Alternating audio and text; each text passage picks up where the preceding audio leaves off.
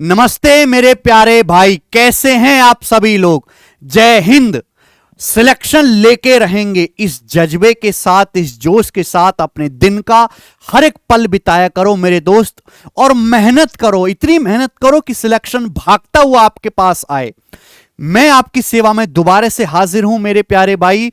जो हमारा यूट्यूब पर फ्री मैथ्स बैच चल रहा है, उसी में हमारी मॉक टेस्ट की सीरीज लेके मॉक टेस्ट 1। मैंने बोला था कि आपका एग्जाम होने से पहले कि मैं आपको 5 क्वालिटी मॉक टेस्ट कराऊंगा, जिसमें प्रीवियस ईयर के ही क्वेश्चंस होंगे अलग अलग एग्जाम के। तो इसका मॉक टेस्ट नंबर 1 है मेरे भाई।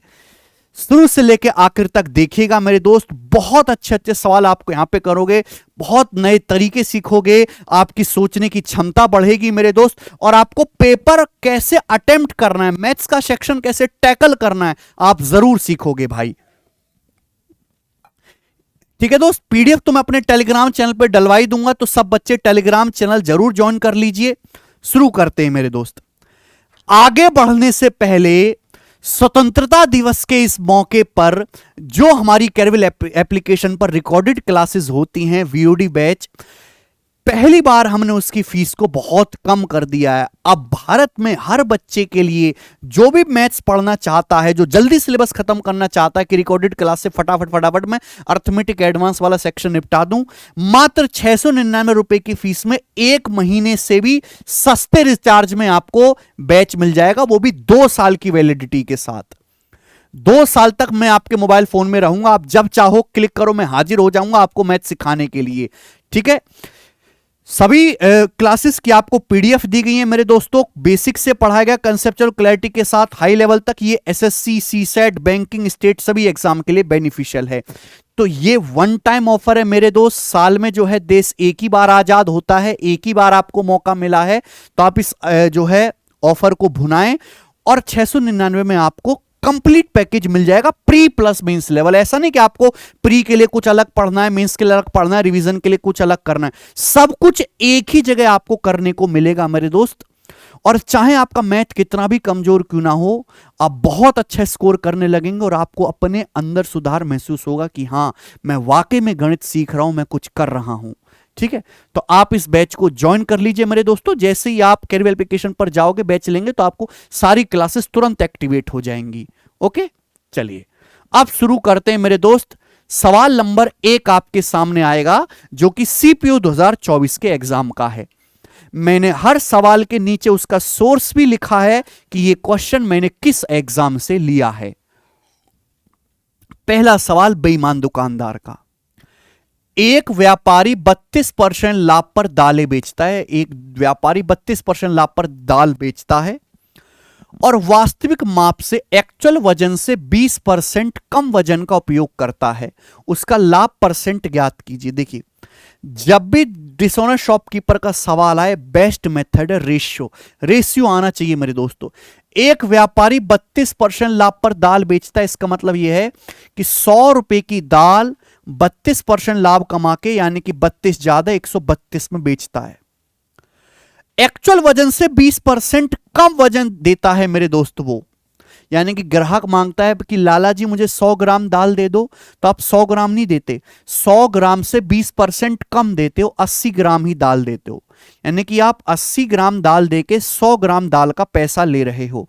ओवरऑल जो प्रॉफिट होगा, इन दोनों की सीधी मल्टीप्लाई कर देंगे, 100 से 100 कट जाएगा बेटा। और भी किसी से कट रहा है तो काट लीजिए। हाँ जी, 4 से कट रहा है 20 बार, 4 से कट रहा है 4 तिया 12, 4 तिया 12 33 बार, तो यह आएगा 20:33। यानी कि अगर दुकानदार ने 20 रुपए का इन्वेस्ट किया है तो सामान 33 में बेच दिया, तो दुकानदार को फायदा कितने का हुआ? 13 का। 20 रुपए पर 1/20 होता है 5%, 13/20 हो जाएगा 13 गुना 65%, तो 65% को लाभ हुआ है पंसारी को मेरे भाई। आंसर है सवाल का ए ऑप्शन। तो ये बहुत इजी टाइप बनते हैं बेईमान दुकानदार वाले, इनमें घबराना है ही नहीं। ये देखिए, सीएचएसएल प्री 2024 का सवाल है ज्योमेट्री से। मैंने ऐसे किया है कि एक सवाल अर्थमेटिक, एक सवाल एडवांस, जिससे आपका दिमाग जल्दी जल्दी रिस्पॉन्स करे। दो सिमिलर ट्राइंगल के एरिया का एवरेज, 706.5 मीटर स्क्वायर है एरिया का एवरेज। उनके पेरीमीटर 6:11 के अनुपात में हैं। दोनों ट्राइंगल के एरिया में डिफरेंस का 20% क्या होगा? दोनों ट्राइंगल के एरिया में डिफरेंस का 20% क्या होगा? देख रहे हैं, हर जगह जबरदस्ती कैलकुलेशन डालने की कोशिश करता है आजकल एग्जामिनर। एक बात बताओ, अगर आपके पास दो सिमिलर ट्राइंगल है तो एरिया का जो रेशियो होता है वो करस्पॉन्डिंग साइड के रेशियो का स्क्वायर होगा। अगर पेरीमीटर का रेशियो 6:11 है तो एरिया का रेशियो क्या आएगा? पेरीमीटर का स्क्वायर, क्योंकि पेरीमीटर होता है सेंटीमीटर में, एरिया सेंटीमीटर स्क्वायर में। तो एरिया का जो रेशियो होगा वो होगा 36:11 का स्क्वायर 121। ये दोनों ट्राइंगल के एरिया का रेशियो आएगा। अब आपसे क्या पूछा है? एरिया के डिफरेंस का। तो एरिया का डिफरेंस लीजिए, कितना आएगा बेटा? ये रेशियो एग्जैक्ट नहीं है, 11 में से 6 गया 5 और ये आपका 8, 85, ये आएगा डिफरेंस 85। लेकिन डिफरेंस का 20% पूछा है, 85 का भी 20% आपसे पूछा है, यानी कि 17 की वैल्यू आपको निकालनी है बेटा। तो जो भी आंसर आएगा वो 17 से कटने वाला आएगा। एरिया का डिफरेंस 17 से ये ऑप्शन नहीं कटता, 17 से ये नहीं कटता, 17 से ये नहीं कटता, ये 17 से कट रहा है 153, ये आंसर होना चाहिए। तो अगर हम पेपर में सवाल को करने बैठते तो ऐसे ही करते मेरे दोस्त, अदरवाइज पूरा सॉल्व भी करना में कोई बुराई नहीं है। दो सिमिलर ट्राइंगल के एरिया का एवरेज 706.5 है, एवरेज है भाई। दो ट्राइंगल के एरिया का एवरेज है तो दोनों ट्राइंगल के एरिया का सम कितना होगा? एवरेज। एवरेज को 2 से गुणा कर देंगे भाई मेरे, ये आ जाएगा 1400 और 6.5 का 2 गुना 13, 1413। तो दोनों ट्राइंगल के एरिया का सम एवरेज का डबल करना पड़ेगा, 1413 मीटर स्क्वायर। दोनों ट्राइंगल के एरिया का सम कितना है भाई? इस ट्राइंगल का एरिया 36 है, इसका 121 है। 36 प्लस 121 कितना आएगा? 157। दोनों के एरिया का सम कितना आएगा? 157। 157 की वैल्यू सवाल में कितनी दे रखी है? 1413 मीटर स्क्वायर दे रखी है। बताओ कितने गुना है?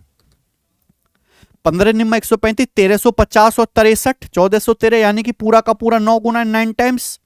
अगर ये पूरा का पूरा 9 गुना है तो एरिया का डिफरेंस का 20% भी 9 गुना होना चाहिए। 17 का 9 गुना भी क्या है? 153।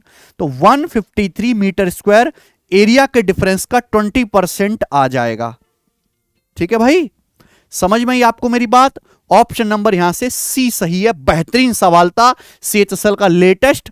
आगे करेंगे आप यहां पे सवाल नंबर, ये क्वालिटी सवाल सिलेक्शन पोस्ट ग्रेजुएट लेवल 2024 में आया था। बहुत शानदार सवाल है। The university has 750 faculty. एक यूनिवर्सिटी में 750 फैकल्टी है, मेल और फीमेल ओनली, जिसमें से फीमेल 60% है। मतलब क्या हुआ कि भाई एक यूनिवर्सिटी में जो है 750 फैकल्टी, जिसमें से फीमेल 60% है। 60% मतलब 3/5। टोटल अगर 5 फैकल्टी हैं तो 5 में से 3 जो हैं आपकी महिलाएं हैं और बाकी 2 जो हैं वो मेल फैकल्टी हैं। ठीक है, फीमेल ज्यादा हैं। The average height of female is 162 centimetre. Female की एवरेज हाइट 162 है और मेल की एवरेज हाइट 168 है। तो आपसे पूछा है what the average height of faculty of the university. विश्वविद्यालय की सभी फैकल्टी की एवरेज हाइट क्या होगी? तो भाई फीमेल की एवरेज हाइट है 162 सेंटीमीटर और मेल की एवरेज हाइट है 168 सेंटीमीटर। पूछा है कि पूरी मेरे दोस्तों यूनिवर्सिटी की एवरेज हाइट क्या होगी, यानी कि पूरी यूनिवर्सिटी मतलब मेल प्लस फीमेल सभी की मिलाकर एवरेज हाइट क्या होगी। बीच में प्लस आ गया, जहां प्लस आता है या तो आप वहां डेविएशन लगाते हो या एलिगेशन। ये एलिगेशन से भी हो जाएगा बट डेविएशन वाला तरीका और ज्यादा आसान है। भाई ये फीमेल की हाइट है 162, मेल की है 168। 168 को क्या लिख सकते हैं? 162 प्लस 6 लिख सकते हैं। आप बोलोगे हाँ सर, जरा सोचो, आदमियों की हाइट भी 162 है, औरतों की हाइट भी 162 है, तो हाइट 162 तो है ही। मेल की हाइट भी 162 है, फीमेल की हाइट भी 162 है, तो हाइट तो 162 है ही मेरे दोस्तों। लेकिन मेल की जो हाइट है वो दो मेल का 6 सेंटीमीटर एक्स्ट्रा है। मेल की जो हाइट है, 2 मेल है, 6 सेंटीमीटर एक्स्ट्रा है मेरे दोस्तों। जो ये एक्स्ट्रा है, केक कटेगा तो सभी में बटेगा, सभी में डिवाइड कर दीजिए। मेल प्लस फीमेल है कितने? टोटल 5, 5 में डिवाइड कर देंगे तो 12/5 कितना आ जाएगा मेरे दोस्तों? आ जाएगा आपका 2.4। तो 162 में 2.4 जोड़ेंगे तो 164.4 आ जाएगा। ए ऑप्शन सवाल का आंसर है। ये एलिगेशन से भी जल्दी आंसर निकाल के देगा। अगर किसी बच्चे को ये पढ़ना है तो जो यूट्यूब चैनल है मैथ्स कॉन्सेप्ट किंग, उस पे मैंने डिटेल में जो है डेविएशन का कॉन्सेप्ट समझाया है कि कैसे ऐसे सवालों को बिना एलिगेशन लगे फटाफट करना। डेविएशन पूरा कॉन्सेप्ट सिखाया कॉन्सेप्ट किंग चैनल पे, आप जाके देख लीजिएगा। डेविएशन वाली वीडियो को यहां पे पड़ी हुई है, आगे आएंगे। सवाल नंबर है आपके सामने 4। ठीक है जी, ये बताओ सीटसेल प्री 2024 का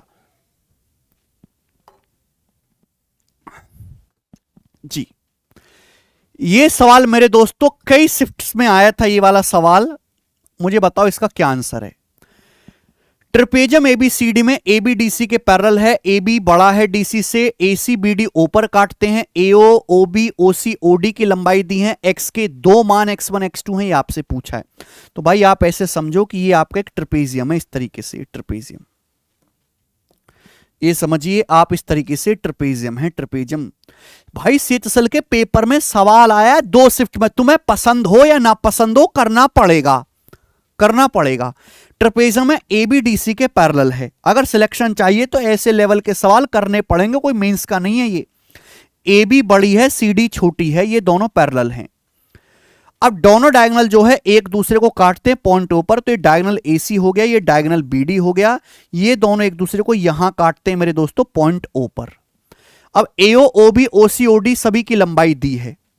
देखो ध्यान से समझने वाली बात है कि जब ये ट्रेपेजियम है तो ये वाला एंगल थीटा, ये वाला एंगल थीटा बराबर होगा, ये एंगल अल्फा, ये एंगल अल्फा बराबर होगा, अल्टरनेट एंगल है भाई। और मेरे दोस्तों ये वर्टिकल अपोजिट एंगल, यानी कि ट्रेपेजियम में जो पैरेलल साइड पर जो ट्रायंगल बनते हैं वो हमेशा एक दूसरे के सिमिलर होते हैं, समरूप। अब यहां से सिमिलर होते तो सिमिलरिटी लगाओ, यहां थीटा के सामने क्या है ओडी, ओडी मेरे दोस्तों यहां देखिए, यहां थीटा के सामने क्या है ओबी, ओबी बराबर, ये देखो बच्चों क्या आएगा, यहां अल्फा के सामने क्या है ओसी, यहां अल्फा के सामने ओए, तो ओसी अपॉन ओए। तो ये प्रॉपर्टी ये बनती है कि अगर मैं क्रॉस मल्टीप्लाई करूंगा तो ओए गुणा ओडी, ओए गुणा ओडी मतलब एक तरफ की गुणा, इन दोनों की मल्टीप्लाई, ओए गुणा ओडी किसके बराबर होगा ओबी गुणा ओसी। तो ओबी ओसी इन दोनों की गुणा हमेशा बराबर होती है, डायगोनल है तो एक तरफ की मल्टीप्लिकेशन, इन दोनों की गुणा, इन दोनों की गुणा हमेशा बराबर होती है, ध्यान रखिएगा मेरे दोस्तों। तो ओए गुणा ओडी, तो ओए कितना है 3x माइनस 15, ओडी कितना है मेरे दोस्तों, ओडी की वैल्यू है 5। ये पता होता तो मैं डायरेक्ट लिखता बराबर ओबी गुणा ओसी, ओबी कितना है x प्लस 9, ओसी कितना है मेरे दोस्तों x माइनस 5, इनकी गुणा इक्वल आएगा मेरे प्यारे भाई। ये आगे सभी को समझ में है ना, एक तरफ की मल्टीप्लिकेशन सेम होती है, ट्रेपेजियम में सिमिलरिटी लगानी थी सवाल में बेसिकली। मैं 5 से गुणा करूंगा तो 15x माइनस 15 पंजे 75, यहां मेरे प्यारे भाई आप करोगे तो x square 9x minus 5x कितना आ जाएगा प्लस का 4x हो जाएगा, और माइनस का 9 पंजे 45 हो जाएगा 45। ठीक है भाई, तो एक्स स्क्वायर बराबर क्या आएगा बच्चे, ये 15x जो उधर आएगा 4x माइनस 15x माइनस का 11x माइनस 75 हो जाएगा, तो 75 माइनस 45 30, तो x square minus 11x plus 30 बराबर 0। ये क्या बन गया भाई, ये एक क्वाड्रेटिक इक्वेशन बन गई, एक द्विघात समीकरण बन गई ना। तो यहां पे क्वाड्रेटिक इक्वेशन है तो x की 2 वैल्यू आएंगी, x की 2 वैल्यू आएंगी जिन्हें एग्जामिनर ने x1 x2 नाम दिया है। तो इस क्वाड्रेटिक इक्वेशन को सॉल्व करना है। क्वाड्रेटिक इक्वेशन सॉल्व करने का डायरेक्ट तरीका क्या है, ऐसी 2 संख्याएं ढूंढ के बताओ जिनकी गुणा करने पर 30 आए, जोड़ के माइनस 11 आए। 6 और 5, माइनस 6 और माइनस 5 ऐसी 2 संख्याएं, इनकी गुणा करूंगा माइनस 6 की माइनस 5 में प्लस का 30 आएगा, माइनस 6 में माइनस 5 जोड़ूंगा माइनस का 11 आएगा। ये जो भी 2 संख्याएं आती हैं इनकी वैल्यू को रिवर्स करना पड़ता है, साइन को चेंज करना पड़ता है अपोजिट। तो x की 2 वैल्यू आ गई 6 और 5 मेरे प्यारे भाई, यानी कि x1 का मान 6 आ गया, x2 का मान 5 आ गया। आगे पीछे कैसे भी ले लो 5 6, कि पूछा क्या है x1 square plus x2 square, square करके कैसे भी जोड़ो सेम ही आएगा। तो 6 का स्क्वायर 36 प्लस 5 का स्क्वायर 25, तो 36 प्लस 25 यानी कि 61 इस सवाल का आंसर था भाई। कितना प्यारा सवाल है। यह सवाल दूसरी शिफ्ट में जो आया था बस वहां इतना फर्क था कि x1 माइनस x2 स्क्वायर पूछा था, x1 माइनस x2 स्क्वायर की पॉजिटिव वैल्यू। तो ऐसे बढ़िया सवालों के लिए हर शिफ्ट में ऐसे 2-3 सवालों के तैयार रहें। अगला, सिलेक्शन पोस्ट ग्रेजुएट लेवल 2024 का सवाल, cos 25 minus cos 65 upon cos 25 plus sign 65 का मान बताओ क्या होगा? बताएं मेरे भाई जल्दी से। आप कहोगे सर ना तो मुझे 25 डिग्री का मान याद, ना मुझे 65 डिग्री का मान याद। आप यहां पे फॉर्मूला भी लगा सकते हो, लेकिन सबसे बेस्ट अगर मैं आपको बताऊं यहां पे, ये कॉस 25 माइनस साइन 65 है upon cos 25 plus sign 65 degree है। ये साइन 65 क्या होता है मेरे प्यारे भाई? ये इस बात के जवाब दीजिए मुझे, साइन 65 क्या होता है? Tell me the sign 65। या ये कॉस 25 क्या होता है भाई? ये बताओ। देखो 25 डिग्री का कॉम्प्लीमेंट्री होता है 65, 25 का कॉम्प्लीमेंट्री 65 होता है, 25 65 90, और कॉस बदल जाता है साइन में, यानी कि कॉस 25 कुछ और नहीं है, साइन 65 ही होता है। तो जो कॉस 25 है और ये जो साइन 65 है इक्वल है, कट जाएगा जीरो, जीरो को एक पॉजिटिव नंबर से भाग देंगे तो आंसर जीरो ही आएगा। तो इस सवाल का आंसर जीरो था मेरे भाई, और ये one of the easiest question था, केवल आपको यहां पे पागल बनाने की कोशिश एग्जामिनर ने की है। ठीक है भाई, मुझे लगता है हर बच्चे को सवाल समझ में आया है। नेक्स्ट सवाल नंबर 6, सीजीएल 2022 के प्री का। एक व्यापारी अपने माल पर लागत मूल्य से 32% अधिक अंकित करता है। एक व्यापारी जो है अपने सामान पर कॉस्ट प्राइस से 32% एबव मार्क करता है। यह सवाल में कहा गया है कि एक ट्रेडमैन जो है 32% एबव मार्क करता है कॉस्ट प्राइस से, allows his customer 10% reduction in their bill, और उनके बिल में 10% की कटौती कर देता है, यानी कि एक तरीके से जितना भी बिल बनेगा उस पर आपको 10% का डिस्काउंट दिया जाएगा। 10% डिस्काउंट देने के बाद वो बिल आपको देता है सेलिंग प्राइस। तो आपसे पूछा कितना प्रॉफिट वो बनाता है, तो प्रॉफिट जो होगा मेरे प्यारे भाई वो 100 मान के भी कर सकते हो, 32 और -10 का आप सक्सेसिव भी निकाल सकते हो, वो इच्छा आपकी है। 32 और -10 का सक्सेसिव क्या आएगा दिमाग में? 32 - 10 माइन प्रॉफिट जो होगा वो हमेशा मार्कअप और डिस्काउंट का सक्सेसिव होता है फॉर्मूला से। 32 - 10 22, 22 में से 3.2 घटाएंगे तो बेटा 19 और 18.8 आ जाएगा। 18.8% का आपको लाभ होगा, यही आपसे पूछा गया है। लाभ होता है मेरे दोस्तों कि क्रय मूल्य का सामान कितने में बेचा। तो ओवरऑल कैसे निकलेगा? 32 और -10 का successive. This is one of the easiest question मेरे भाई, इजीएस्ट। सवाल नंबर देखेंगे आप 7, बताओ।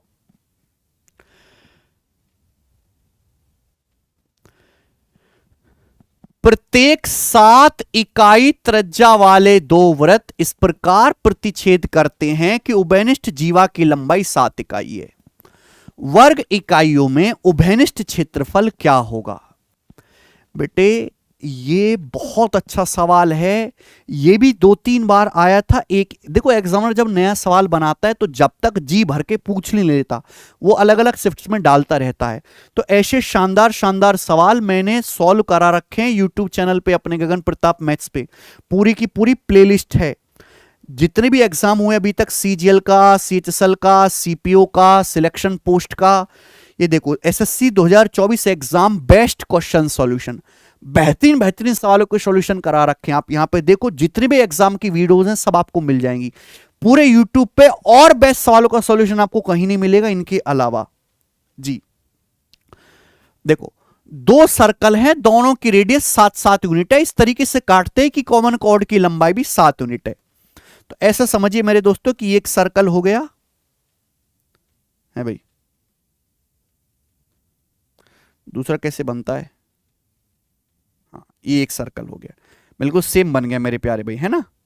ऐसे कर लेते हैं कि ये 2 सर्कल हैं, ये 2 सर्कल हैं भाई। ये सर्कल का सेंटर मान लीजिए आप ए, और ए क्या O1 मान लेते हैं। ये सर्कल का सेंटर मान लीजिए आप O1, और इस सर्कल का आप सेंटर मान लीजिए O2। ये दोनों सर्कल सेम रेडियस के, ये जो है ए और बी पे इंटरसेक्ट करते हैं। इस प्रकार से इंटरसेक्ट करते कि जो कॉमन कॉर्ड है ए बी, ये जो कॉमन कॉर्ड है ए बी, इसकी जो लंबाई है वो 7 यूनिट है, 7 यूनिट है, 7।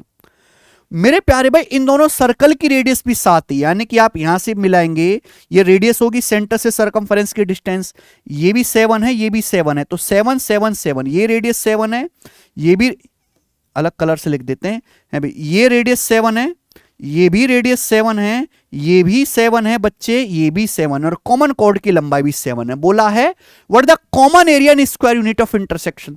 इंटरसेक्ट करने पर जो कॉमन एरिया बनता है, जो दोनों में कॉमन है, वो क्या होगा? कौन सा एरिया कॉमन है बेटा? ये वाला एरिया आपको निकालना है, ये वाला। समझ में आई आपको मेरी बात? This area you have to find out, ये एरिया आपको निकालना है, ये कॉमन जो मैंने शेडेड करा है। बताओ कैसे आएगा? आपको नहीं दिख रहा मेरे भाई? आपको नहीं दिख रहा कि 7 7 7 तीनों बराबर हो गए तो इक्विलेटरल ट्रायंगल बन गया, ये भी 60 डिग्री, ये भी 60 डिग्री, इक्विलेटरल ट्रायंगल बन गया कि नहीं बन गया? बोलो। अब आप सोचो मैं कैसे निकालूंगा, ध्यान से सुनेगा।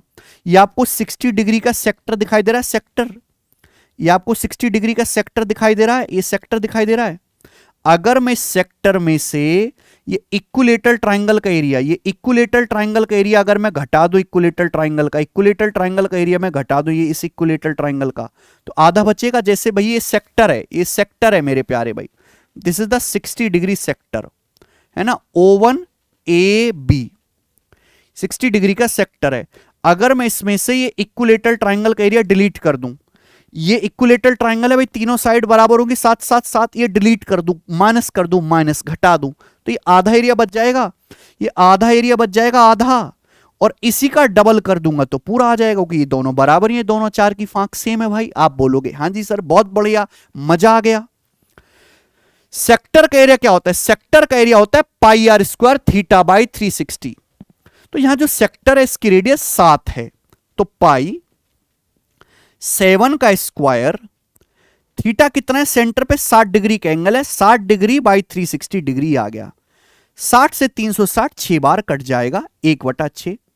इक्विलेटरल ट्रायंगल का एरिया बेटा √3/4, रेडियस यहां पे इक्विलेटरल ट्रायंगल की भुजा भी 7 है, 7 का स्क्वायर ही आ गया।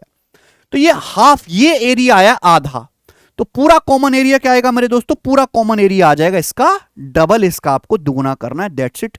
ये कॉमन एरिया आ गया मेरे दोस्तों, ठीक है। पाई में ही छोड़ना है आंसर, तो यहां देखो 7 का स्क्वायर 49 कॉमन ले लीजिए, 49, ये 7 स्क्वायर यहां भी है, 7 स्क्वायर भी 49 कॉमन आ जाएगा, 49 दूनी 98 हो जाएगा बाहर।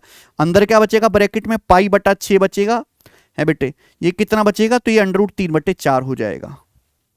तो 98 ब्रैकेट में पाई/6 माइनस √3/4, 98 पाई/6 माइनस √3/4, ऑप्शन नंबर यहां से डी करेक्ट है। This is one of the classical question जो CHSL में आया था। आगे चलेंगे, CDS 2023 का बड़ा अच्छा सवाल है। देखो देखने में ये सब सवाल अलग है, बट जब मैं बता दूंगा तो है बहुत हल्के। ABCD E और F इसको संतुष्ट करते हैं, 2A बराबर 3B बराबर 6C बराबर 9D बराबर 12E बराबर 18F। तो A plus B upon C plus D plus E plus F का मान क्या होगा?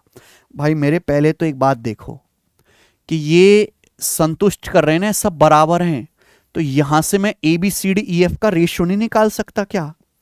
भाई 2 3 6 9 12 18 सबसे कटने वाला नंबर, इनका एलसीएम 36। मैंने मान लिया कि 36 के बराबर है, मान लिया कि 36 के बराबर है, मान लिया, तो ए का मान कितना आ जाएगा बेटा? ए का मान आ जाएगा 36/2 18।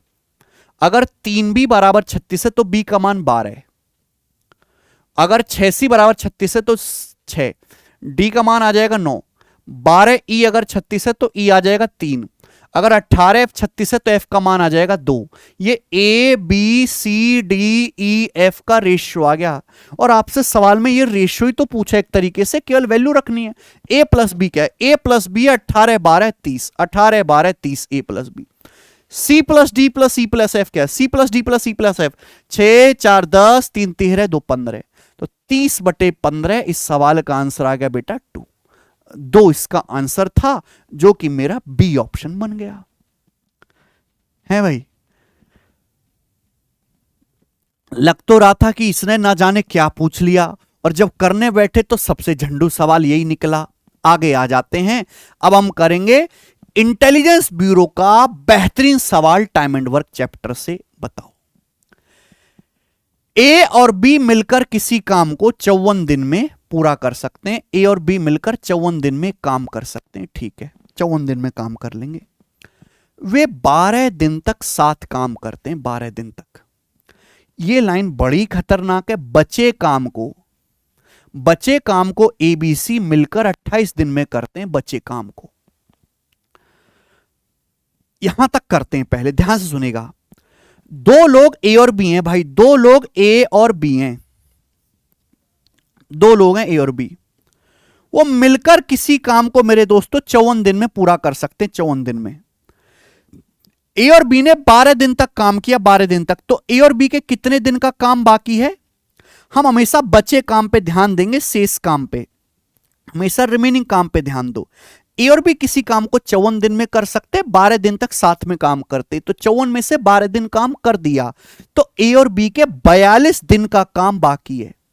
42 दिन का ए और बी, और इसी बचे हुए काम को तीनों लोगों ने, यानी कि ए, बी और सी, तीनों लोगों ने मिलकर किया है 28 दिन में, 28 डेज में। जिस काम को ए और बी 42 दिन में करते, उस काम को ए, बी, सी ने 28 दिन में किया। तो किसका रेशियो है? टाइम का। आप जानते कि टाइम का उल्टा करो, एफिशिएंसी का रेशियो आएगा। टाइम का उल्टा एफिशिएंसी किससे जा रहा है बेटा? 14 से। 14 तिया 42, 14 दूनी 28। ये टाइम का रेशियो है 3:2। तो एफिशिएंसी का रेशियो उल्टा बनेगा ना, 2:3। तो भैया मुझे एफिशिएंसी पर डे वर्क का रेशियो निकालना है। ये रेशियो बन गया भाई मेरे 2:3, एफिशिएंसी का रेशियो। आगे आ जाते हैं। अब यहां से a प्लस बी का मान 2 है और a प्लस बी प्लस सी 3 है। भाई a प्लस बी की एफिशिएंसी तो 2 है और a प्लस बी प्लस सी की 3 है, तो c की एफिशिएंसी क्या आ जाएगी? 1। भाई a प्लस बी की एफिशिएंसी तो 2 है, तीनों की मिलाकर 3 है, a प्लस बी प्लस सी की, तो c की क्या आ जाएगी? 1। तो अगर मैं यहां से c की एफिशिएंसी लिखूं तो कितनी आ जाएगी? 1। ये a प्लस बी और c की एफिशिएंसी का रेशियो आ गया। इससे जल्दी नहीं किया जा सकता। अब आगे चलते हैं। बोला यह गया है बी 6 दिन में जितना काम करता है उतना काम सी 9 दिन में करता है। बी के 6 दिन का काम सी के 9 दिन के काम के बराबर है। भाई बी के 6 दिन का काम सी के 9 दिन के काम के बराबर है। तो यहां से भी मैं बी और सी की एफिशिएंसी का रेशियो निकाल लूंगा। बी और सी की एफिशिएंसी का रेशियो निकाल लूंगा। 6 उधर जाएगा, 9/6, 3:2। तो बी और सी की कार्य क्षमता का अनुपात यहां से भी 3:2 आ गया, 3:2। बी और सी की एफिशिएंसी का रेशियो भी। बोला ए अकेले 2/3 काम कितने दिन में करेगा? ए अकेले। अगर मुझे क्वेश्चन सॉल्व करना है तो ए की एफिशिएंसी निकालनी पड़ेगी। मेरे पास दो अलग अलग रेशियो हैं, ये दोनों ही एफिशिएंसी के रेशियो हैं। देखो इन दोनों रेशियो को मर्ज करना है। देखो दोनों में कॉमन क्या है? सी। यहां सी की एफिशिएंसी 1 है, यहां सी की एफिशिएंसी 2 है, गड़बड़ है, सेम करना पड़ेगा। सी की एफिशिएंसी दोनों जगह सेम करनी पड़ेगी। भाई अगर यहां सी की एफिशिएंसी 2 है तो यहां भी 2 बनानी पड़ेगी। तो पूरे रेशियो को किससे गुणा करेंगे? 2 से गुणा करेंगे पूरे रेशियो को। तो क्या हो जाएगा? 4:2। 4:2, यानी कि सी की एफिशिएंसी अगर 2 है तो बी की एफिशिएंसी 3 है। बी की एफिशिएंसी कितनी है? 3 है। अगर बी की एफिशिएंसी 3 है, ए प्लस बी 4 है, तो ए की एफिशिएंसी 1 है। तो ए की कार्य क्षमता बेटा 1 आ गई। 1 आ गया ना भाई? आप बोलोगे सर मस्त आया, ए की 1। आपसे पूछा ए 2/3 काम कितने दिन में करेगा? टोटल वर्क निकालो भाई, कहीं से भी निकाल लो। जैसे मैं पहली लाइन से निकालूं, पहली लाइन से कि ए और बी मिलकर एक काम 54 दिन में कर सकते हैं। बताओ ए और बी मिलकर एक दिन में कितना काम करते हैं? ए और बी मिलकर एक दिन में 4 कुर्सी बनाते हैं। ए और बी एक दिन में 4 कुर्सी बनाते हैं, पूरा काम करते हैं 54 दिन में। टोटल वर्क आ गया। अब हमें टोटल वर्क का 2/3 काम ही करना है, इसका 2/3 काम ही करना है। 2/3 कौन करेगा? ए। ए अकेला 2/3 काम कितने दिन में करेगा? तो ए करेगा 1 एफिशिएंसी के साथ। तो ए को कितना समय लगेगा? बटे 1। 3 से 54 जाएगा 18 बार, 18 दूनी 36, चौका 144। तो ए को 144 दिन का समय लगेगा। और ये आंसर है। This is one of the best quality question ever asked. Ratio से करेंगे भाई तो जल्दी होगा, टाइम का उल्टा। ये देखेंगे सवाल नंबर 10 ग्रुप डी के पेपर में सवाल आया, आरआरबी ग्रुप डी। यदि अल्फा एक एक्यूट एंगल है, tan square alpha minus sec alpha 19 है, तो कॉस अल्फा का मान ज्ञात करें। रेलवे ग्रुप डी में बढ़िया सवाल आते हैं कभी कभी, ध्यान से सुनिए प्यारे बच्चों। ये क्या है, बेसिकली एक द्विघात समीकरण है, क्वाड्रेटिक इक्वेशन है जो मुझे सॉल्व करनी है ट्रिग्नोमेट्री में। तो ट्रिग्नोमेट्री कम अलजेब्रा का सवाल है, लेकिन परेशानी क्या है कि ये तो है सेक अल्फा, ये है टेन स्क्वायर, एक ही में लाओ ना। सेक तो छेड़ नहीं सकते, लेकिन टेन स्क्वायर अल्फा जरूर लिख सकते हो। टेन स्क्वायर होता है बेटा सेक स्क्वायर अल्फा -1। ये टेन स्क्वायर अल्फा का फॉर्मूला होता है कि भाई सेक स्क्वायर अल्फा -1, और ये माइनस का सेक अल्फा, माइनस का सेक अल्फा बराबर आ जाएगा यहां से 19। ठीक है, तो sec square alpha minus sec alpha बराबर क्या आएगा भाई, -1 उधर जाएगा, 19 और 1 20। तो एक प्रॉपर क्वाड्रेटिक इक्वेशन बन गई जो कि केवल सेक में रहेगी। तो कभी भी ऐसा सवाल है आपके सामने, एक ही त्रिकोणमिति रेशियो में लाओ और मुझे सॉल्व करने बताओ। क्या दिख रहा है मुझे, 5 दिख रहा है यहां से सेक अल्फा का मान। 5 का स्क्वायर 25 में से 5 घटाऊंगा 20 आएगा। या फिर आप सॉल्व करो मेरे दोस्तों, 20 इधर लाएंगे, माइनस का 20 बराबर 0। ये क्वाड्रेटिक इक्वेशन है बेटा। यहां से मैं सेक अल्फा की वैल्यू निकालूंगा, सेक अल्फा की वैल्यू है भाई, ये वही बन गया कि यहां पे x square minus x minus 20 बराबर 0 है। द्विघात समीकरण मुझे सॉल्व करनी है, वही है, बस यहां एक्स की जगह क्या लिखा हुआ है, सेक अल्फा। तो ऐसी दो संख्याएं ढूंढो जिनकी गुणा करके माइनस का 20 आए, गुणा करके जोड़ के आए माइनस का 1, गुणा करके माइनस का 20 आए, जोड़ू तो 1 आए। तो 4 और 5 आएगा बेटा, जोड़ के -1 आना चाहिए, तो 4 और -5। ये डायरेक्ट तरीका होता है द्विघात समीकरण सॉल्व करने का। इनकी गुणा करूंगा, 4 की -5 पे माइनस का 20 आएगा, 4 में -5 जोड़ूंगा -1 आएगा। लेकिन ये वैल्यू जो आते हैं इनका साइन पलटना होता है, 4 को -4 रखेंगे, -5 का +5। तो यहां से दो वैल्यू आएंगे सेक की, -4 और 5।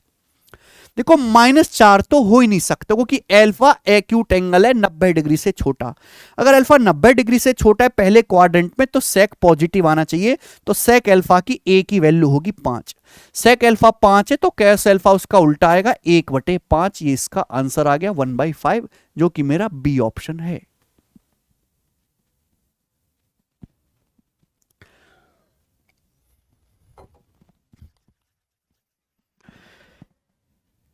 बहुत अच्छा सवाल था। आगे, दो समांतर रेखाओं 3x + 4y + 3 बराबर 0 और 3x + 4y + 12 बराबर 0 के बीच की लंबवत दूरी क्या है, बताओ। ये दो समांतर रेखाएं हैं, 3x + 4y + 3 बराबर 0, और दूसरी समांतर रेखा है मेरे प्यारे में 3x + 4y + 12 बराबर 0। देख रहे हैं इनका स्लोप सेम है ना, एक्स और वाई का कोएफिशिएंट सेम है। इनके बीच की लंबवत दूरी क्या है। अब जब तक आपको कॉन्सेप्ट ही नहीं पता होगा तो सवाल ही नहीं कर पाओगे। जैसे दो पैरेलल लाइन होती हैं, ये दो समांतर रेखाएं, इनके बीच की ये परपेंडिकुलर डिस्टेंस इनके बीच की निकालनी है। हर जगह सेम होती है, जैसे रेल की पटरियों के बीच में। अब ये हमारी बुक है मैथ्स कॉन्सेप्ट किंग, उसकी पीडीएफ है, और उसमें ये कॉन्सेप्ट साफ साफ लिखा हुआ है कि भाई अगर दो समांतर रेखाएं, distance between two parallel lines, अगर आपको पता होता है कॉन्सेप्ट तो सीधा ना कर लेते। ax + by + c1 बराबर 0, ax + by + c2 बराबर 0, दोनों समांतर रेखाएं। देखो ना, यहां पे समांतर होने की पहचान ये है कि ये ए बी सेम रहेगा, सेम, वरना पैरेलल होंगी नहीं। तो इनके बीच की जो डिस्टेंस है, डायरेक्ट फॉर्मूला है c1 - c2, c1 में से c2 घटाओ और √a² + b², आपको मोड यानी कि पॉजिटिव वैल्यू लेनी है। c1 - c2 √a² + b²। तो इसलिए मैं बार बार कहता हूं कि कॉन्सेप्ट किंग बुक बहुत बहुत बहुत फायदेमंद है। ऐसे सीधे रिजल्ट आपको याद रहेंगे, और जब पेपर में डायरेक्ट सवाल इस पे आएगा तो आप कैसे ओढ़ ओढ़ के करोगे। तो या इनके बीच की जो दूरी होगी मेरे दोस्तों, ये समझिए आप c1 है, ये समझिए आप 12 c2 है। तो 3 - 12 अपॉन √a² + b², यानी कि यहां पे ए बी की जगह क्या दिया हुआ बेटा, ये 3 4 दिया हुआ है, 3² + 4²। और आपको लेना है यहां पर मोड यानी कि पॉजिटिव वैल्यू, तो 3 माइनस 12 माइनस का 9/5 ये आ जाएगा 9/5। तो 9/5 या फिर 1.8 यूनिट दोनों समांतर रेखाओं के बीच की दूरी आ जाएगी। ठीक है, तो कॉन्सेप्ट पता तो सवाल तबाह है आपके सामने। सवाल नंबर 12 करेंगे मेरे दोस्त कि एक साड़ी 6% छूट के बाद 564 रुपए में खरीदी गई, दूसरी साड़ी 1% छूट मिलने पर 396 रुपए में खरीदी गई। अगर दोनों साड़ी एक ही साथ खरीदें तो छूट का परसेंटेज क्या होगा? दोनों वस्तुओं को एक ही लेन देन के रूप में लेने पर अगर हम बोथ आइटम्स का सिंगल ट्रांजैक्शन सिंगल पेमेंट करें तो कितना डिस्काउंट होगा? भाई क्या गजब का सवाल है। यह सवाल रिसेंटली DSSB DDA के पेपर में आए थे। देखो दोस्त, डिस्काउंट किस पे दिया जाता है? MRP पर। आप ये बताओ, पहली साड़ी पे 6% छूट दी गई, इसका मतलब क्या है? अगर पहली साड़ी का MRP 100% है तो 6% छूट के बाद 94% में खरीदी गई है। और कितने में खरीदी गई बेटा? 564 रुपए। कितने गुना है? तो आप कहोगे सर पूरा का पूरा 6 गुना, यानी कि मार्क प्राइस कितना हो जाएगा पहली साड़ी का? 600 रुपए आ गया। तो पहली साड़ी का जो MRP है मेरे दोस्तों वो 600 रुपए आ गया, 600 रुपीस। दूसरी साड़ी 1% छूट के बाद 396 में खरीदेगी, तो दूसरी साड़ी का MRP है 100%। 100% पे अगर 1% की छूट मिलेगी तो कितने में बेची जाएगी भाई साड़ी? 99% में। हमने 99% में खरीदी कितने में बेटा? 396 में, 396 में रुपीज में। कितने गुना? तो आप कहोगे सर पूरा का पूरा 4 गुना हो रहा है। तो दूसरी साड़ी का MRP कितना? 4 गुना, यानी कि 400 रुपए, 400 रुपीज। तो मैं MRP दोनों साड़ी का निकालना पड़ेगा, तभी तो पता लगेगा कि कितने रुपए के MRP पर डिस्काउंट दिया जा रहा है। तो पहली साड़ी का MRP 600 रुपए, दूसरी का MRP 400 रुपए। बोले अगर दोनों साड़ी का सिंगल ट्रांजैक्शन करें, दोनों को एक साथ मिलाकर खरीदा जाए तो कितना डिस्काउंट मिलेगा? भाई पहली साड़ी पर तो डिस्काउंट है 6%, दूसरी साड़ी पर है 1%। ओवरऑल कितना डिस्काउंट होगा? डिस्काउंट हमेशा अंकित मूल्य मार्क प्राइस को बेस मान के निकाला जाता है। तो आप मार्क प्राइस का रेशियो ले लो, एग्जैक्ट वैल्यू की जरूरत ही नहीं। किससे जा रहा है? 200 से। 200 से जा रहा है बेटा ये 3 बार, ये 200 से जा रहा है 2 बार। दोनों साड़ी के MRP का रेशियो 3:2 है। पहली साड़ी पे कितना डिस्काउंट मिला? 3 का 6% 18। दूसरी साड़ी पे कितना मिला? 2 एकम 2, यानी कि 18 2 20% डिस्काउंट मिला। कितने के समान पर मेरे? 3 और 2 5, 5 के समान पर बटे 5। तो 20 और 5, 20/5 4%। तो दोनों साड़ी अगर इकट्ठे खरीदोगे तो आपको 4% का डिस्काउंट मिलेगा, पहला ऑप्शन।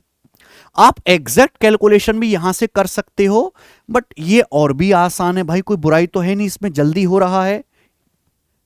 सवाल नंबर 13 सीपीओ का लेटेस्ट है सवाल अलजेब्रा का। बोला है अगर 2a + 2b + c बराबर 0 है, 2a + 2b + c बराबर 0 है तो इसका मान ज्ञात कीजिए। बता मेरे दोस्त, अगर किसी सवाल में एक वेरिएबल हो रहे हैं 3, A B C नाम के 3 वेरिएबल हो रहे हैं दुष्ट, तो आप एक काम करो भाई, आप यहां पे अपनी मर्जी से किसी भी एक वेरिएबल को 0 कर लो, जो आपको पसंद आए दोस्त, जो भी पसंद आए। मैं काम करता हूं यहां पर, क्योंकि इक्वेशन ए के वेरिएबल 3 है तो मैं C को 0 कर लेता हूं। मैंने C को 0 कर लिया। जैसे आप C को 0 करोगे तो 2a बराबर -2b ये आ जाएगा। तो a की वैल्यू कितनी आ जाएगी बेटा? माइनस का b, यानी कि a की जगह आप -b रख सकते हैं। C को 0 कर दो। जैसे आप C को 0 करोगे ये 0 हो गया, ये 0 हो गया। a की जगह -b रख दो। -b रखोगे तो 4, ये -b रखोगे 4b² + 4b² 8b² हो गया। a की जगह -b आप रखोगे तो -b की -b में गुणा, ये माइनस है तो ये भी 8b² हो गया। a की जगह -b रख दो तो 8b² बटे 8b², ये तो 1 आ लिया भाई, 1 आंसर इसका आ लिया, C ऑप्शन, कुछ था ही नहीं। तो ऐसे सवालों में वैल्यू पुटिंग ही सबसे जल्दी आपको आंसर निकाल के देगा। C को 0 रख दिया, a की जगह -b डाल दो, आपका आंसर आ गया है। आगे आ जाओ। 14वां सवाल है आपका त्रिकोणमिति से।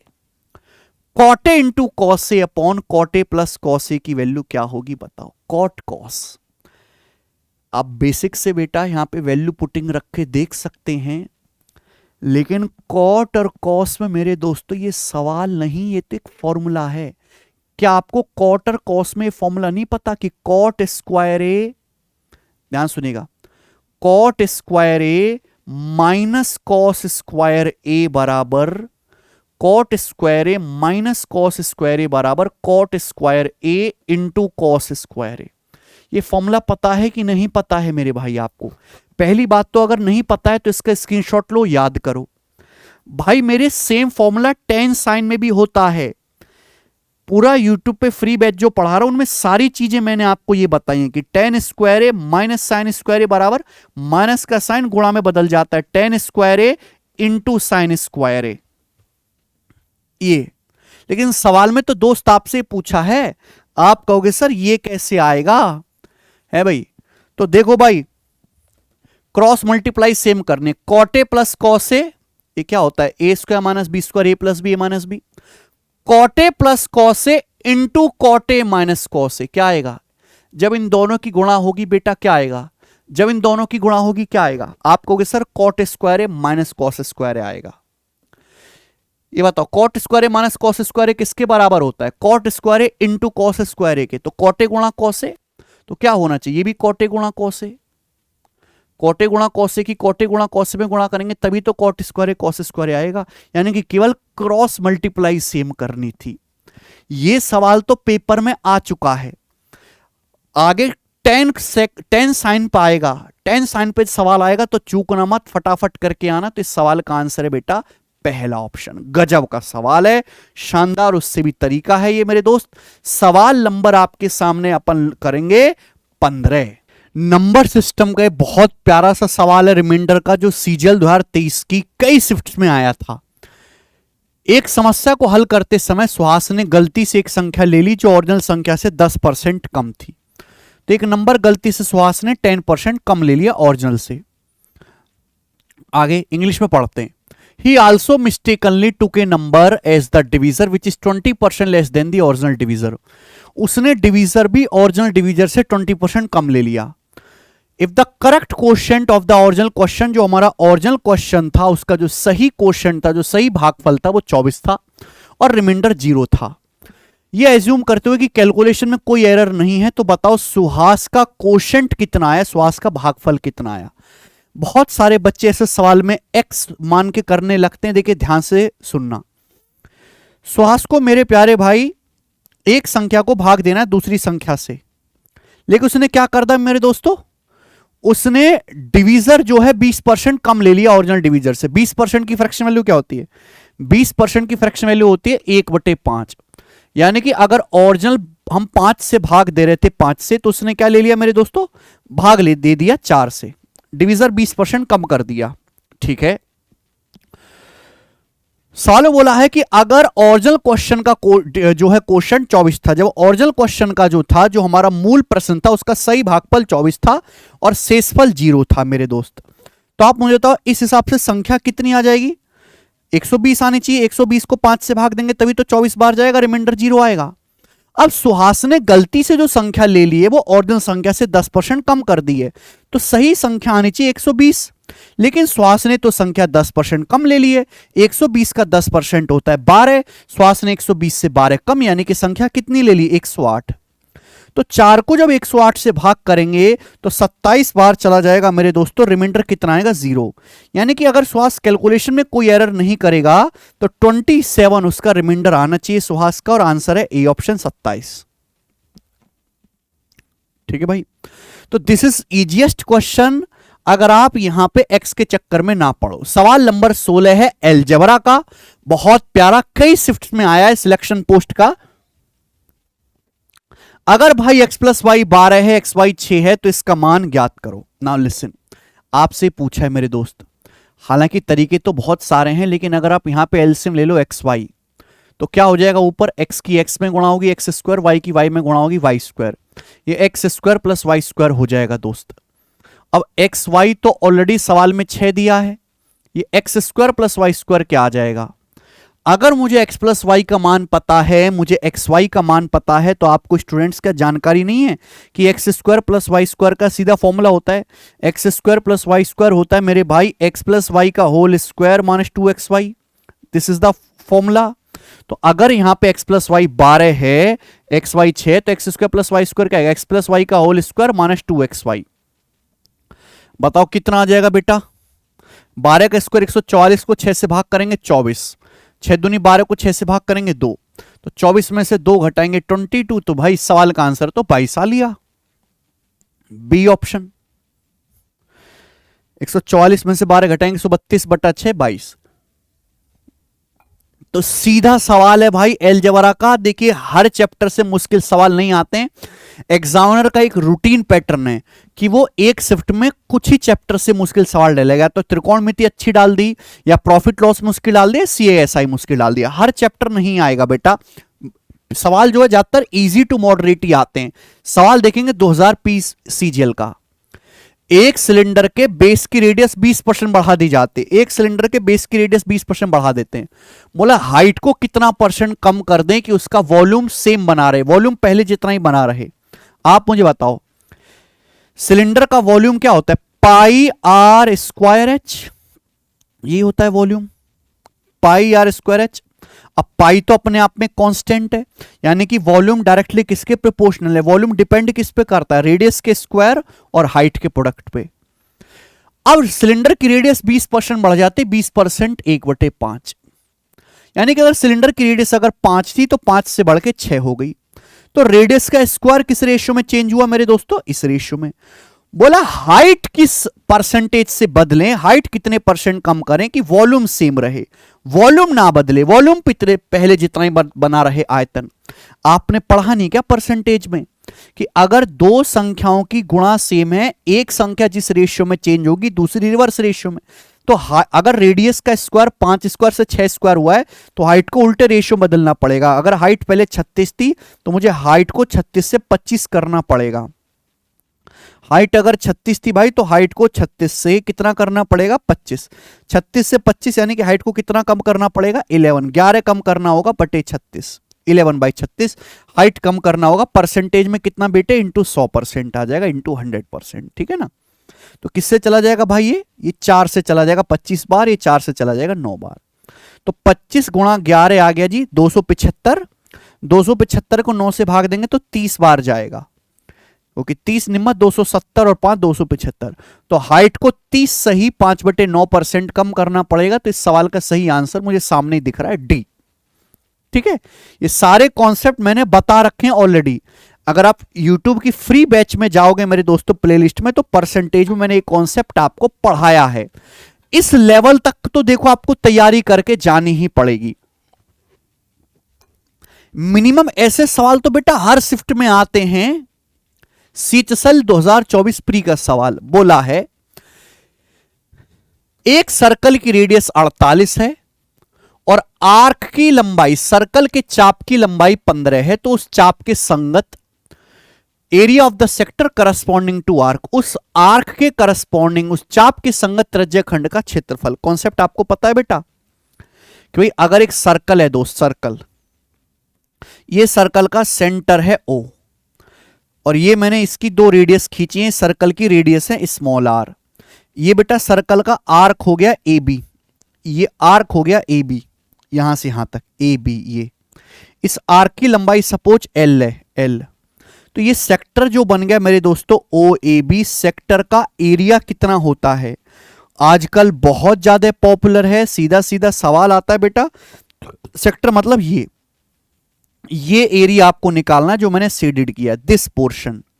तो अगर आपको सर्कल की रेडियस पता है, सेक्टर का आर्क पता है, चाप की लंबाई पता, तो सेक्टर का एरिया होता है half of LR, half of LR 1/2 length of arc into radius.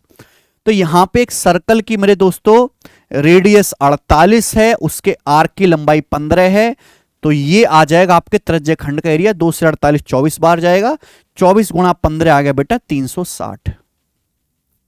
B option खत्म। इतनी देर में सवाल ढेर हो जाएगा अगर आपको कॉन्सेप्ट पता है। सवाल नंबर बेटा हम चलेंगे 19 की तरफ, 19। बहुत बढ़िया क्वेश्चन आया है भाई, ये आपका इलेक्शन से, आईसीएआर का प्रीवियस ईयर बनाएं। 3/7 वोटर्स ने ए को वोट देने का वादा किया, बाकी ने बी को वोट देने का वादा किया। अच्छा, दो हैं बेटा एक चुनाव में उम्मीदवार, 3/7 वोटर्स ने प्रॉमिस किया, हाँ ए भाई तुमने हमें मुर्गा खिलाया, हम आपको वोट देंगे। यानी कि अगर टोटल 7 वोटर हैं तो 7 में से प्रॉमिस किया 3 लोगों ने कि भाई 3 वोट ए की, बाकी 4 वोट किसको मिलनी चाहिए, बी को। बाकी 4 लोगों ने बी को वोट देने का वादा किया है। अब देखो, अगर जब फाइनल वोटिंग का दिन होता है, कोई दारू वारू ज्यादा पिला देता है, हमारे देश की जनता ऐसी 200 रुपये में बिक जाती है, तो फाइनल दिन 12% वोटर्स ए को अपने वोट देने के वादे से मुकर गए। भाई 12% वोटर्स ए को अपने प्रॉमिस से मुकर गए। मुकरने का क्या मतलब होता है? On the last day 12% of voter went back on their promise to vote for A. 12% लोग अपने वादे से मुकर गए, यानी कि उन्होंने ए को वोट न डाल के चुपके से बी को वोट डाल दिया। प्रॉमिस करा था ए को वोट डालने का, लेकिन उन्होंने किसको वोट डाल दिया, बी को। And 20% of voters back on their promise to vote for B, और 20% जिन लोगों ने बी को वोट देने का वादा किया था वो अपने वादे से मुकर गए। ए 234 वोटों से हार गया ए। तो आपसे पूछा टोटल नंबर ऑफ वोटर्स कितने, हालांकि टोटल नंबर वोटर जो भी आएगा 3 4 7 का मल्टीपल आएगा। अब ऑप्शन में 7 से कटने वाला नंबर भी चेक कर सकते हैं। बेटा चूंकि सवाल मुझे परसेंटेज निकालना है तो मैं एक काम करता हूं, 2 जीरो चुपका लेता हूं, इसलिए क्योंकि परसेंटेज आसानी से निकल जाए, परसेंटेज आसानी से निकल जाए। तो टोटल कितने हो जाएंगे बेटा, टोटल हो जाएंगे 300 जमा 400 700, टोटल वोटर हो गए 700। अब चुनाव के दिन 12% वोटर अपने वादे से मुकर गए जिन्होंने ए को प्रॉमिस किया था। तो 300 का 12% 36 ने ए को वोट ना डाल के किसको वोट डाल दिया, बी को वोट डाल दिया। आप बोलोगे सर बहुत बढ़िया, मजा आ गया। और 20% वोटर बी के वादे से मुकर गए, बी को वोट देने के वादे से। बी को कितने लोगों ने वादा किया था वोट देने का, 400। तो 400 का 20% हर कोई बच्चा कर सकता है दिमाग में, 80। तो इन 80 लोगों ने बी को वोट ना डाल के किसके फेवर में वोट डाला, ए के फेवर में वोट डाला। ठीक है, तो आप मुझे बताओ इस हिसाब से ए को कितने वोट मिले और बी को कितने वोट मिले। तो इस हिसाब से ए को वोट मिले 80 में से 36 घटाएंगे बेटा 44, 344 वोट ए को मिले। इसको कितने मिले होंगे बेटा, 400 में से 80 घटाएंगे 320 और 36 356 वोट, 356 वोट बी को मिले हैं। तो यानी कि ए को 344 वोट मिले, बी को 356 वोट मिले। तो ए कितने वोटों से हारा, 356 में से 344 घटाएंगे 12, ए जो है 12 वोटों से हार गया। तो हमारा जो बंदा ए है वो 12 वोटों से हार गया, जबकि सवाल कह रहा है ए 234 वोटों से हारा, 234 वोटों से। तो सवाल के अनुसार 12 की वैल्यू 234 वोटों के बराबर है। ठीक है भाई, आपसे पूछा 700 वोटों की वैल्यू कितने के बराबर है, 700। टोटल वोटर पूछा 700 की वैल्यू। तो 12 की वैल्यू 234 है, तो किससे जाएगा बेटा, 6 से चला जाएगा। 6 दूनी 12, 2 यूनिट की वैल्यू कितनी आ जाएगी बेटा, है भाई, क्योंकि कट नहीं रहा ना वो ये 4 से। तो 6 3 18 और 5 6 9 54, 2 की वैल्यू 39। अगर 2 की वैल्यू 39 है मेरे दोस्तों, तो 700 की वैल्यू कितना है, 350 गुना। तो यहां भी 39 का 350 गुना होना चाहिए, यानी कि 39 गुना 350 आ जाएगा। अगर 12 की वैल्यू 234 है तो 6 से भाग करो, 2 की वैल्यू है 39, 2 का 350 गुना होता है 700। तो यहां भी 39 का 350 गुना होना चाहिए, तो 39 गुना 350 आ जाएगा बेटा। यानी कि एंड में 0 के बाद 5 आएगा, 0 के बाद 5 आएगा। ठीक है भाई, यानी कि मेरे दोस्तों 350 की अगर 350 की 40 में गुणा करें तो 14,000 से कम आएगा, 14,000 से कम ये आंसर नहीं है, ये वाला आंसर आएगा 13,650, पहला ही ऑप्शन। ठीक है, तो नाइस इंटरेस्टिंग क्वेश्चन। ऐसे सवाल पेपर में और भी बन सकते हैं, तो तैयार होकर जाएं कि परसेंटेज के अगर 10 सवाल आएंगे तो मान के चलो 10 में से 4 क्वेश्चन कम से कम इलेक्शन के होंगे। आगे 20 आगे फिर से सीपीओ के पेपर का सवाल आ गया बेटा, 1 plus cot A minus cos A के into 1 plus tan A plus sec A minus 3 sine A square A plus cos square A की वैल्यू कितनी आ गई? -1। क्यों? क्योंकि ये सीधा फॉर्मूला है, मुझे वैल्यू याद है। अगर आपको याद नहीं है तो रटो भाई, मैंने समझाया है 1 plus cot A minus cos A के, 1 plus cot A minus cos A के into 1 plus tan A plus sec A, 1 plus tan A plus sec A, इसकी जो वैल्यू होती है वो हमेशा इक्वल टू 2 आती है। 2 हो सकता है एक की जगह 25 डिग्री रख के दे कि 1 plus cot 25 degree minus cosec 25 degree into 1 plus tan 25 degree plus sec 25 degree, क्या आएगा? 2 आएगा।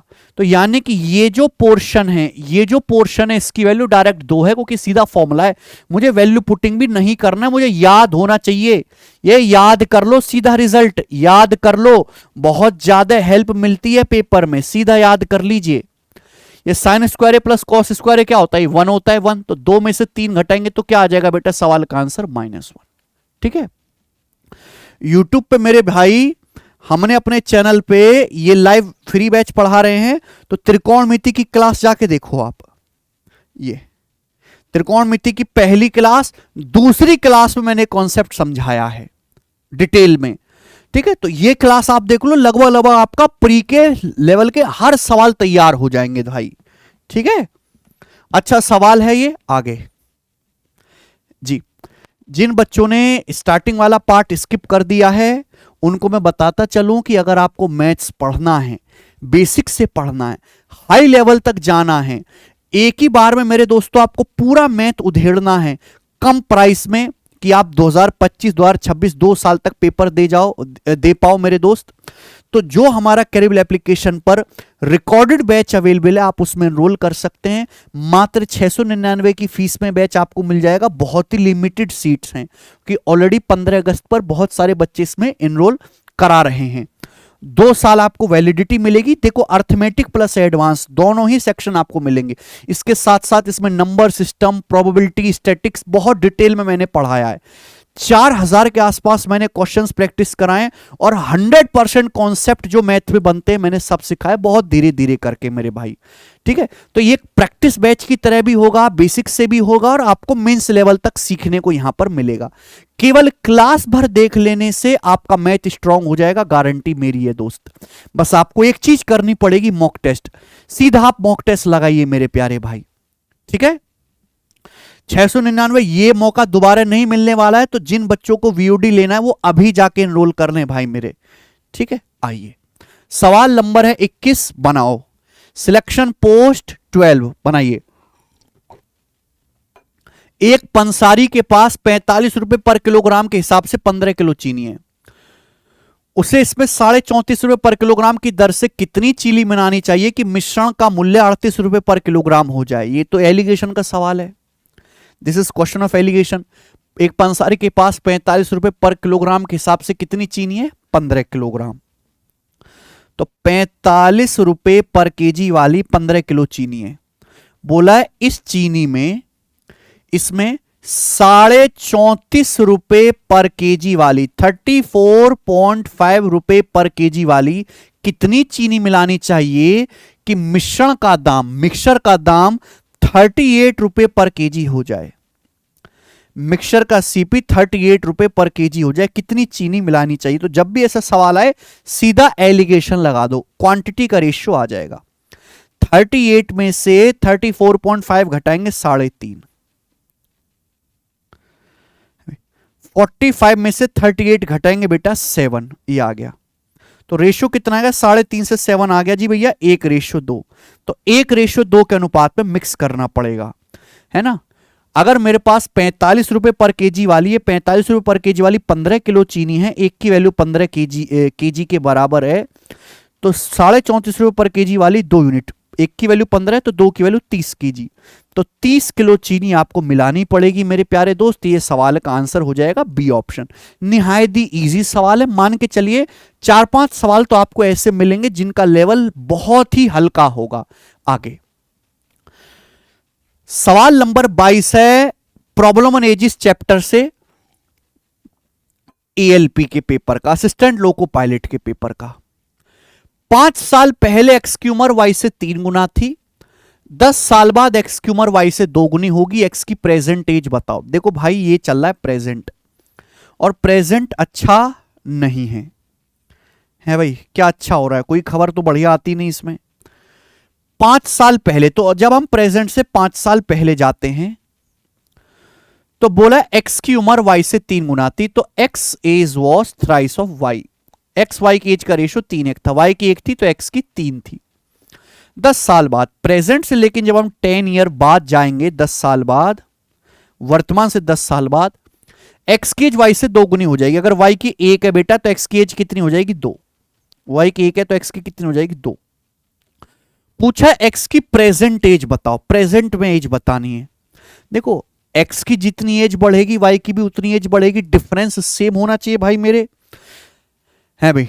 एक्स की एज देखो यहां बढ़ने की बजाय घट रही है, गलत बात है। देखो यहां एक्स वाई में कितना डिफरेंस है? 3:1 में 2 का। यहां एक्स वाई की एज में कितना डिफरेंस है? 1 का। तो आपको रेशियो का डिफरेंस को सेम करना पड़ेगा। अगर यहां 3:1 2 का अंतर है तो यहां भी 2 का अंतर बनाओ, 2 से गुणा करके। यहां 2 से गुणा करके तो कितना हो जाएगा बेटा? ये हो जाएगा 4 और 2, ये हो जाएगा कितना? 4 और 2। अब आप खुद मुझे बताना भाई, उछल उछल के बताओगे आप। एक्स की एज 3 थी, 3 से 4 हो गई, तो एक्स की एज कितना बढ़ी? 1 यूनिट, 1 यूनिट। वाई की एज 1 थी, 1 से 2 होगी तो कितना बढ़ी? 1 यूनिट। तो दोनों की एज 1-1 यूनिट बढ़ी। एक्स की एज भी 1 यूनिट बढ़ी, वाई की एज भी 1 यूनिट बढ़ी, डिफरेंस सेम बन गया। एज में डिफरेंस कितने का है? ये प्रेजेंट से 5 साल पहले की कहानी है, ये प्रेजेंट से 10 साल बाद, तो यहां से यहां तक आएंगे तो 15 साल का फर्क है। 5 साल कम 10 साल ज्यादा, 15 साल का फर्क है, तो एक की वैल्यू आ गई बेटा 15 साल, 1 यूनिट की वैल्यू। अगर एक की वैल्यू 15 साल है तो 3 की वैल्यू कितनी है? 45 साल के बराबर, 45 ईयर्स। ये एक्स की एज आ गई। एक्स की एज ये आपसे पूछिए, 45 आंसर नहीं आया। ये प्रेजेंट से 5 साल पहले एक्स 45 साल का था। प्रेजेंट से 5 साल पहले एक्स की उम्र 45 थी, तो अभी एक्स की जो उम्र होगी वो 45 से 5 साल ज्यादा है। प्रेजेंट में एक्स 50 साल का होगा भाई मेरे, ए ऑप्शन 50 ईयर्स का।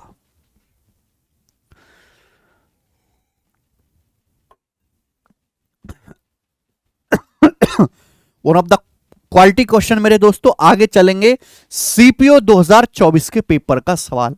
मैं आपको लेटेस्ट सवाल ही करवा रहा हूं मॉक टेस्ट में, और फाइनेस्ट सवाल मैंने कंपाइल किए, इससे बढ़िया मॉक टेस्ट नहीं अरेंज किया जा सकता भाई।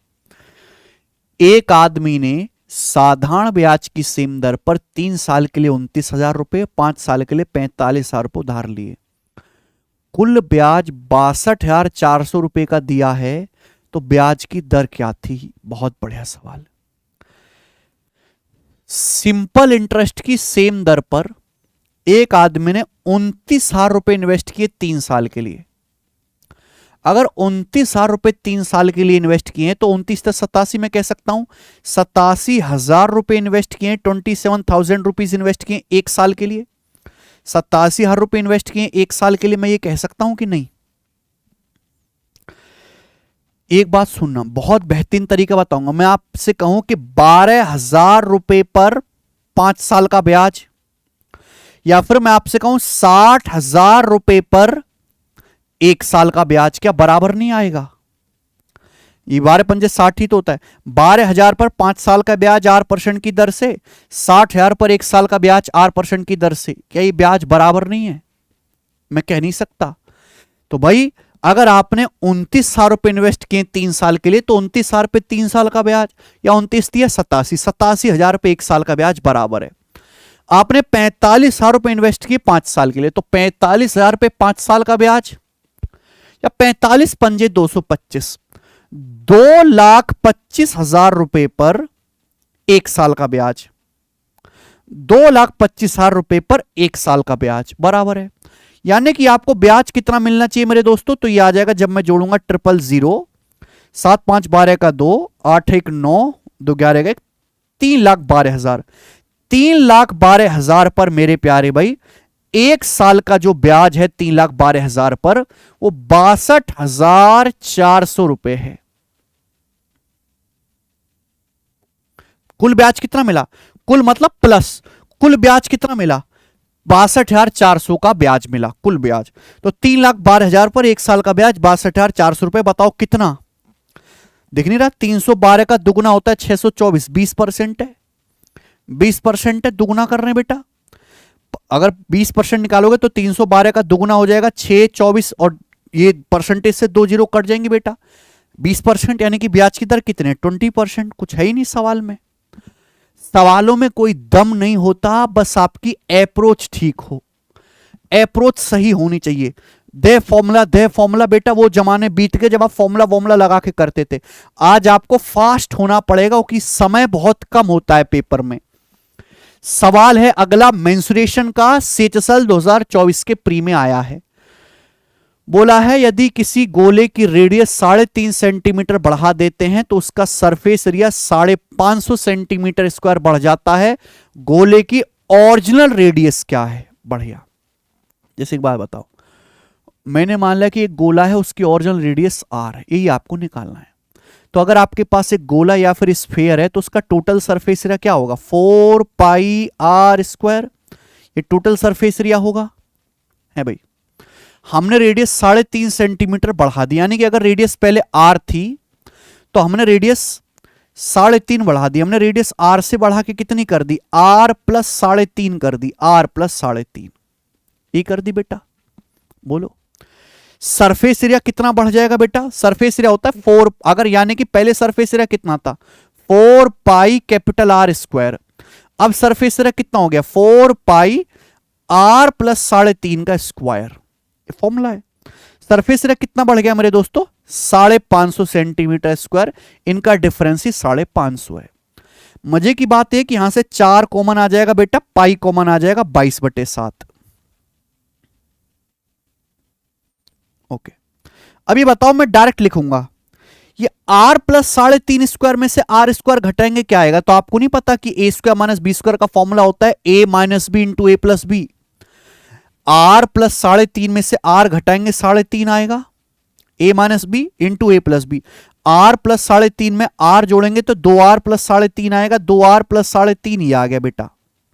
ठीक है, आप बोलोगे हाँ सर 2r प्लस 3.5, मैंने कुछ नहीं किया, r प्लस 3.5 स्क्वायर में से r स्क्वायर घटा दिया, अलजेब्रा का फॉर्मूला लगा के बराबर 550। ठीक है, ओके।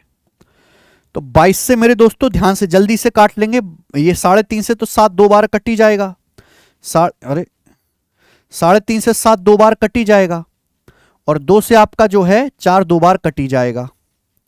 तो ये 22 से काट लेते हैं बेटा, 22 दूनी 44 और 11, 22 पंजे 110, ये 25 आ गया। ये 2 इधर है, 2 उधर चला जाएगा, तो 2r प्लस 3.5 बराबर 25/2, 25/2 यानी कि 12.5। तो भाई मेरे 3.5 उधर चला जाएगा, 12.5 में से 3.5 घटाएंगे 9, तो 2r 9 आ गया। तो यहां से r कितना आ गया, 9/2 4.5, 9/2 4.5 आ गया। ठीक है, कैलकुलेशन आप देख लीजिएगा, 2 ये 22 से चला जाएगा 25 बार, 25/2 12.5 माइनस 3.5 9, 2r 9 है, तो रेडियस आ जाएगी 4.5। यही आंसर है ए ऑप्शन।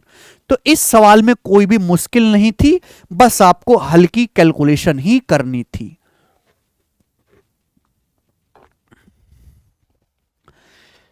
ठीक है भाई मेरे, आगे चलते हैं और मैं आपको लास्ट क्वेश्चन कराऊंगा, सवाल नंबर 25, जो selection post higher secondary level के पेपर में लेटेस्ट आया है मेरे प्यारे भाई, यहां से बार ग्राफ से।